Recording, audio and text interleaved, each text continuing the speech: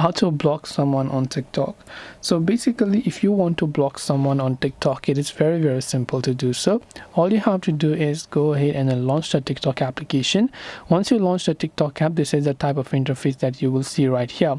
Now what you have to do from here is, if you want to block someone, you can simply go to their profile page and you can just see these options right here, right? So to block them, you can tap on the share option from the top right hand side of their profile, and on this pop-up menu you'll find an option called block. So you can tap on it, it will ask you for a confirmation, and then you can just tap on the block button to do so. If you want to block someone from your DMs list, you can come to inbox tab, you can go to a certain profile to whom you want to go ahead and basically block, then you can do the same as well, just go to the block option to block them. So this way you should be able to block someone on TikTok. I hope that this video really helped you. If you have got any further questions, feel free to also leave them down in the comment section below. As always, thank you very much for watching till the end of this tutorial, and see you soon in our next video.